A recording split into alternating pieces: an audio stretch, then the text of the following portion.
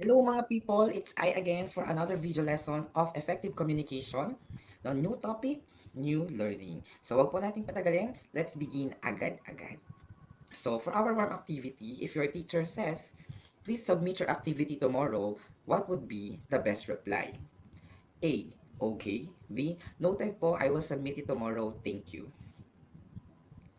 Okay, so mas palalimin pa natin siya. Ayan. Which response is more appropriate? Kanina tinanong lang natin, ano yung reply mo? But this time, we are talking about the appropriateness ng reply natin. No? And, bakit ayun naman yung sa tingin natin mas fit doon sa message ni teacher? And of course, how does audience affect the communication? Sa tingin lang naman natin. Sige, let's ponder. No? Kasi ako, personally, if tatanungin ako, no, between the two replies, yung letter B siguro, no, noted po, I will submit it tomorrow, thank you, ang mas appropriate because it shows respect, responsibility, and of course, pinapakita niya yung pagka-professional natin or the professionalism. Yung response A na okay, yan, hindi naman siya mali. It's not necessarily wrong. Pero, pag pinakinggan mo siya, medyo dry siya, di ba? It can sound na parang uninterested ka, napaka-casual mo, no, parang tropa-tropa mo lang yung kausap mo, wag ganun, no? Kasi when you're talking to a teacher, hindi siya dapat ganon, no? Kumbaga, think about it this way. Iba kasi dapat yung mga word choice natin or manner of chatting and speaking natin sa teacher or sino mang mga nakakatanda sa atin. Basta yung mga may authority, no? At iba rin naman yung language natin sa mga friends natin, sa mga tropa, ganyan, no? Yung mga buddy-buddy. No? Kapag si teacher yung kausap mo, syempre dapat naka-professional mode ka, automatic dapat yun, no? Pero kapag barkada lang naman, for example, nag-message siya, no? Yung friend mo, sabi sa'yo, punta ka, syempre pwede na doon yung reply mo na, G, tara, di ba? Pero yung mga nakakatanda sa'yo, huwag ganun yung mga messages natin, especially mga nasa authority. Somehow, show respect, show politeness, no? Ayan. So, this activity wants us to understand that the audience may be affected by the way we communicate, no, our ideas. Huwag nating ano i-generalize, no, or huwag nating i-consider that um, one communication style fits all, no. Even kami mga teacher, when we teach, we do not believe that a single teaching style or approach fits all the needs of our learners. That's why we keep on searching, we keep on reflecting, ano ba yung babagay na teaching style dito sa section na to at dito sa kabilang section, gano'n, no? Hindi kami iisang strategy lang.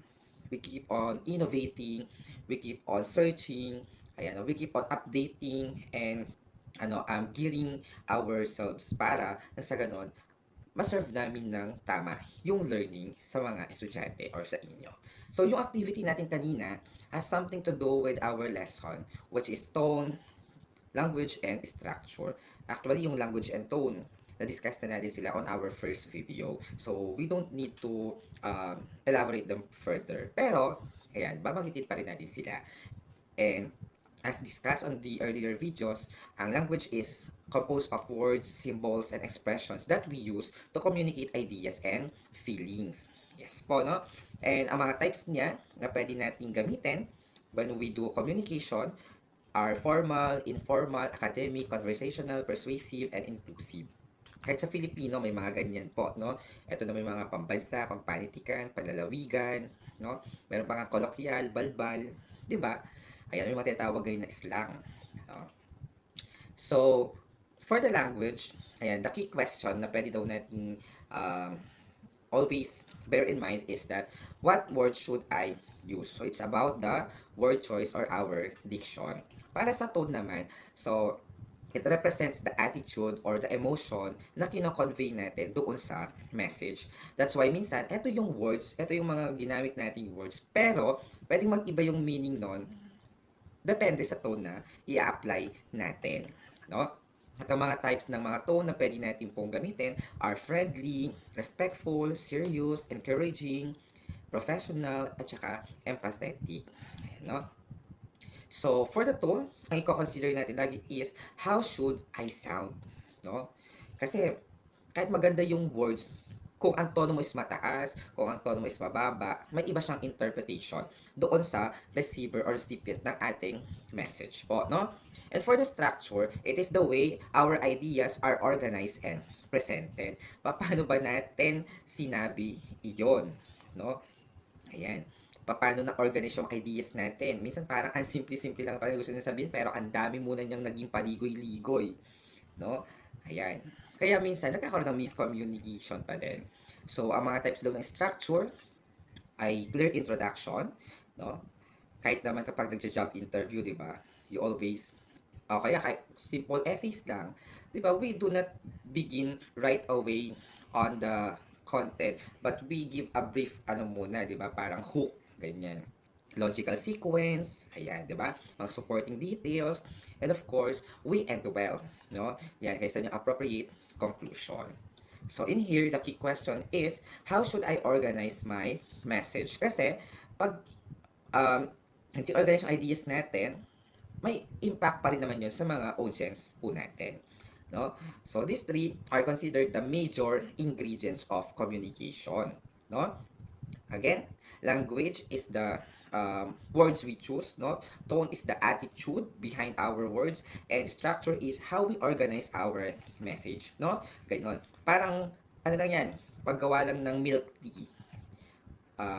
Kung i-analogize natin siya doon, language is yung mga ingredient. Tone is the flavor ng milk tea natin.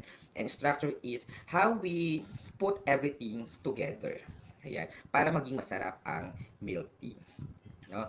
Kasi kahit premium pa yung ingredients natin, pag magulo yung preparation, medyo fail pa rin. Hindi siya kakagatin ng mga consumers natin. No? For example, imagine asking your teacher na lang for an extension, no? Kuwari may pinapasubmit na project and you are asking for extension nga. You can say, "Ma'am, good afternoon po, kaya good morning po, 'di ba? May I request po for an extension because absent po kasi ako kahapon, no?" So yung language makikita natin napaka-formal niya, respectful. May po, 'di ba? May pa yung gamit. Ayan. So the tone is napaka-polite, napaka-sincere, no? Tapos yung structure niya is napaka-klaro. Nag-start siya doon sa greetings, ma'am, good afternoon po. Ang sinabi na niya yung package niya, which is, may I request po for an extension. Diba? Tapos, sinabi yung supporting details, bakit siya naghihingi ng extension? Kasi absent siya yesterday. Diba? So, ganun dapat, no? Effective communication is not about sounding smart all the time, no? It's about being clear, being organized, and being appropriate. This time, let's talk about understanding our audience. And it is about the person or group receiving the message when we talk about the audience. No? And identifying our audience is the first step in effective communication. Dapat alam muna natin sino ba yung magre-receive or makikinig sa atin. Dapat nagkakaroon tayo ng parang audience analysis. No? Ayan. Always remember daw, different audiences require different communication styles. Kagaya ng sabi nga kanina, iba ang language mo dapat sa iyong teacher, iba rin naman sa iyong mga friends or classmates. No? Ang mga friends mo, family and teachers, iba din sa classmates and employers, iba rin naman yung online followers natin and public discourses. No? Ayan po. Ang audience po natin, siya yung magre-receive ng ating message, and honestly, ang mga audience natin can change everything. No? The way we talk to our parents, to our friends, to our teachers, to our future boss, no? Hindi sila dapat exactly the same, no? Because yung bawat relationship natin na yon, meron silang kanya-kanyang expectations sa atin. May mga kanya-kanya silang levels of formality, no? For example, pwede natin sabihan yung ating best friend na, "Hoy, pahiram ng notes." But imagine saying that to your principal or to your teacher. 'Di ba? Parang medyo off, 'di ba? Parang ang tapang naman ng dating mo. Ikaw yung may kailangan, 'di ba? No? Siguro you better said, "Good morning po. May I request po sa copy of the notes?" Mas good siya pakinggan, 'di ba? Yan. So, great communication knows how to adjust, no? Ang good communicator, they understand that communication is not just about expressing yourself. It's also about considering sino ang nakikinig sa'yo. This time, it's about understanding our purpose naman. No? So, purpose is the reason for communicating. Goal, objective. Bakit ka makikipag-communicate or makikipagtalastasan? So, when we identify our purpose, it's like we ensure that our communication is clear, intentional, and effective para sa magiging audience natin. And remember, for the purpose, it shapes the language, the tone, and the structure of our message. Kumbaga, yung purpose, siya yung magsiset ng lahat. No? So, ang mga purpose natin could be to inform or to persuade, pwede namang to request or apologize, at pwede rin simply to express feelings. At marami pa pong purpose na pwede. Hindi po siya limited sa mga nandito lang. No? Ayan. So, before we say something or write something, ask ourselves lagi, ano bang gusto kong mangyari? Diba? Gusto ba natin mag-inform, mag-request, mag-apologize, mag-convince, or gusto lang nating mag-share? Ganun kasimple. Diba? Our purpose influences the words we choose, no? And the way we deliver our message. Tignan natin yung mga promodizer ba yon? Yes, yung mga nagbebenta. Di ba para makuha nila yung loob natin to buy that product, may mga certain words silang pinipili. In-structure nila yon, no? And at the same time, binibigyan nila yung tamang tone to convince or persuade us, no? Ayan. So, for example, kung tayo, asking for apology, di ba? So, yung magsasabi tayo ng sorry na, pwede yung mag-work, 'di ba? Sa ating mga kapatid, no? Kasi ano naman 'yun mabilis namang makapagpatawad yung mga magkakapatid, siblings, 'di ba? Pero tingin ba natin enough yung sorry na sa isang teacher, sa isang friend na grabe nating nasaktan, 'di ba? Baka pwede nating um, baguhin yung mga word choice natin, i-rephrase, i-restructure, parang ganito. I'm sorry sa mga nagawa ko, no? I understand bakit ka galit, 'di ba? And I'll do better next time. Same yung intention nyo, 'di ba? Pero magkaiba nga lang yung level ng communication. Kasi yung purpose mo, ganito ang nire-require niya ngayon. Mas sincere, mas klaro. Understanding context naman. So, paano naman yung context? It refers to the situation or environment in which communication occurs. No? Ayan. Konteksto sa Tagalog, no? Ayan. And of course, it shapes how messages are sent, received, and interpreted by others. So, ang context, ang ginagawa daw niya is it shapes how messages are sent, received, and interpreted by other people. No? Ayan. Depende sa context, no? So, mangangailangan siya ng different delivery. Kahit na same lang yung message mo, the way you deliver it, no, would be different based on certain context. Kuwari, sa classroom tsaka sa mga family discussions, magkaiba ka ng atake doon, di ba? Iba rin naman yung manner mo ng pagsasalita or delivering your ideas and thoughts sa social media tsaka sa mga interview. No? Lalong iba kapag public speaking events.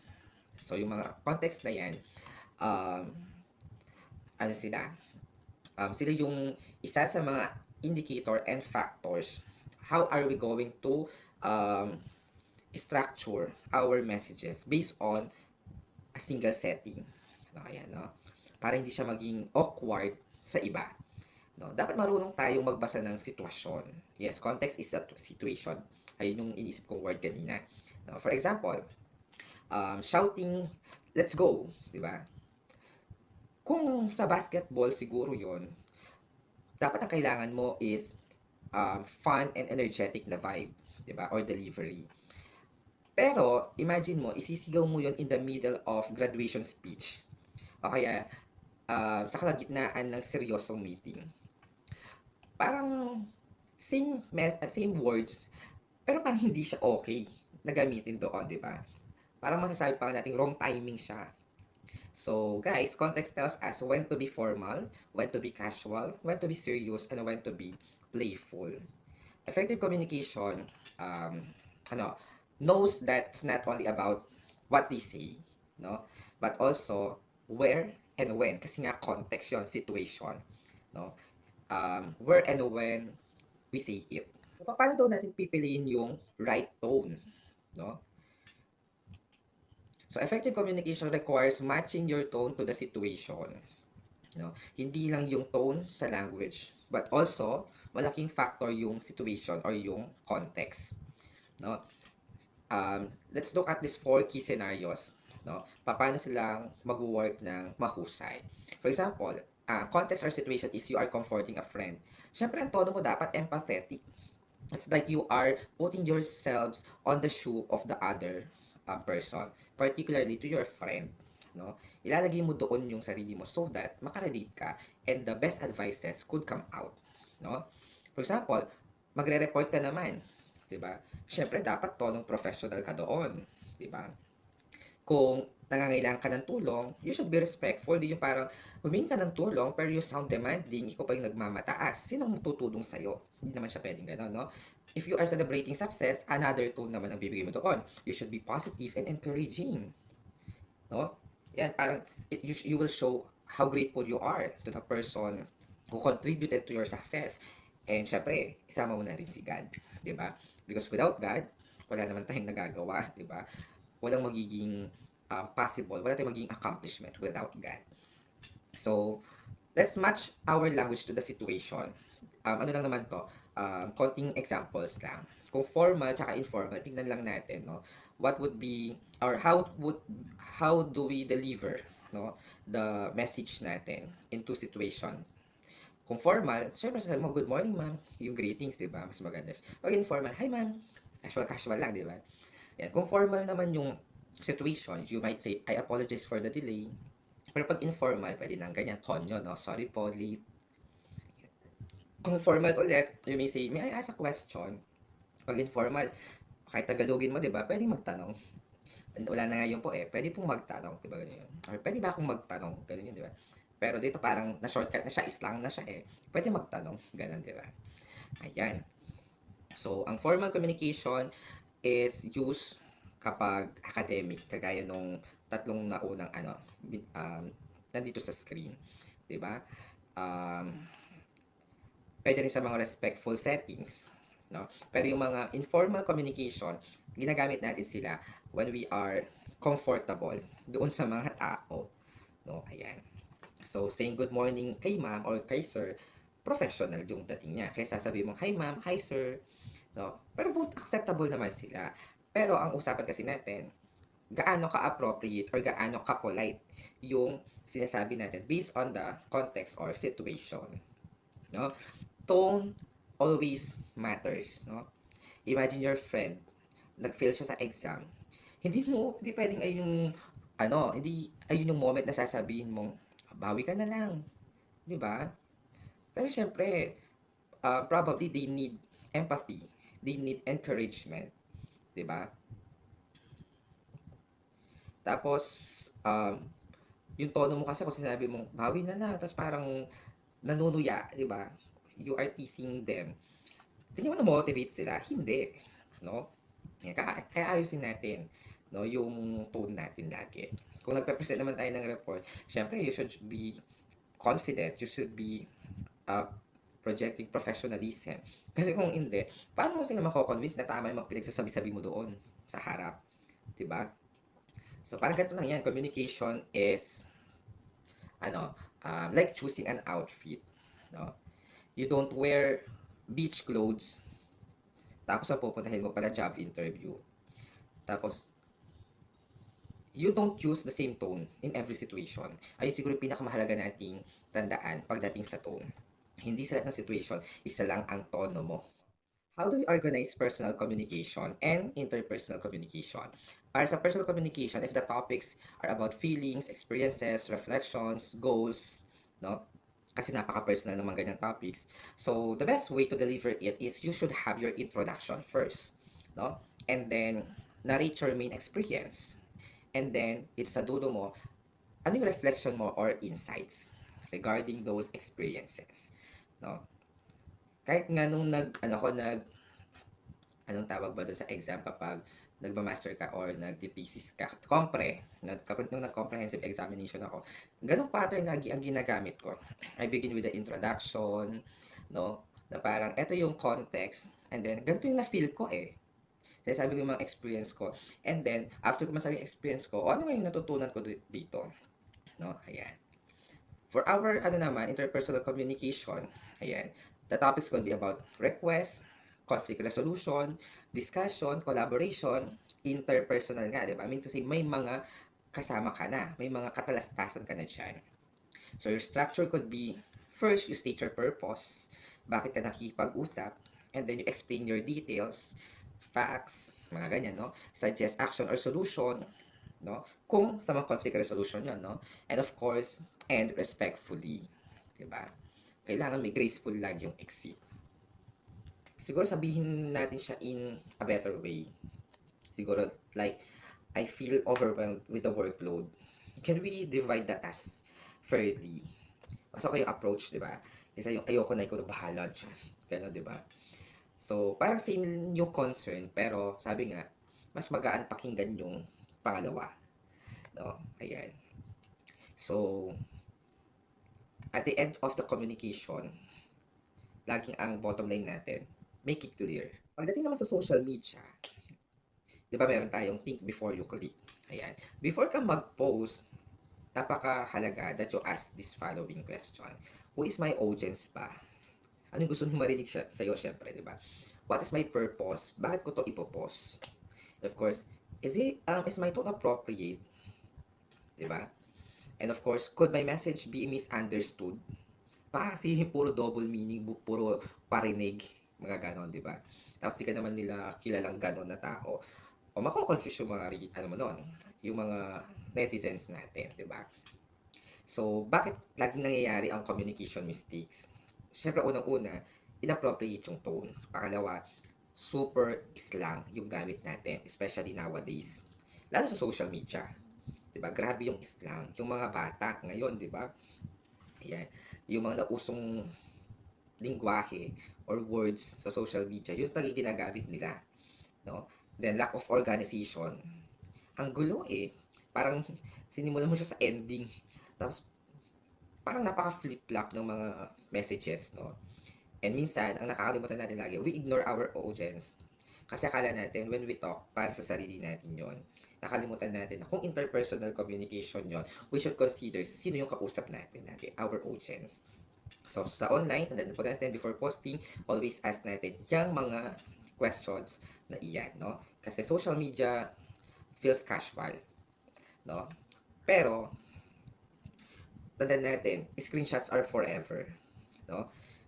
So, kung napaka-impulsive mo sa mga posts mo, pwedeng maapektuhan na yung relationship mo, yung mga opportunities mo, and even your reputation, no? And then, um, bakit lagi nangyayari yung mga ganong ano natin, mistakes na sa mga communication, particularly social media? Kasi napaka-emotional natin. We post when we are emotional, no? For example na lang, nagpo-post tayo, plastic talaga yung mga tao. Tapos pinost mo yun after an argument, no, with someone. So parang, syempre may feeling yun ng, ano feel mo ba na parang nakakasatisfy yun? Hindi, di ba? Kaya nga, after ilang minutes, magde-decide ka, ay, di-delete ko to. Pero it's too late. It already created bigger problems, no? Ayan. So ano ba yung ibang mistakes? Ayun nga, inappropriate yung tone. Ang daming slang, di ba? Um, napaka-formal ng setting, pero yung mga words, alam mo yung parang napaka-barbaric ng dating, di ba? Ganon. Yung message napaka-confusing kasi hindi mo alam ba talaga pinupunto niya. Hindi siya nagfo-focus sa isang central idea or central theme lang. Disorganized masyado. So, think before we post, particularly in digital. No, kasi digital footprints are real. Agad naka-screenshot ang mga tao. Ano mga key takeaways natin para sa video lesson na ito? Always remember, language are the words we use. Tone is how our message should sound. The structure is how should we organize the message. And then the audience, the purpose, and the context are our ultimate guide in every communication endeavor natin. And always remember the golden rule, say the right thing in the right way to the right people at the right time. Nakuha po, no? So, ayun lang po, communication is not just about being heard, it's about being understood and creating positive connection with others, no? Ayan, kung kaya nating gamitin ang ating voice to spread positivity, gawin natin siya more than spreading negativity, fake news, and disinformation and misinformation, especially ngayong digital era, wherein napaka vast ng information. Kaso, with the pool of information, ang hirap mag-filter which is true and which is not. Thank you so much. No? That's a wrap. No? Thank you po for spending your time again, for learning about effective communication with me. I hope today's lesson reminded us that communication is not just about talking. It's knowing our audience, understanding our purpose, reading the situation, and choosing the right words and tone always. No? Great communicators po are flexible. They know when to be formal, they know when to be casual, and they know when to be serious, and when to simply listen. Guys, keep communicating with clarity, kindness, and confidence. See you po sa next video, and thank you so much for watching.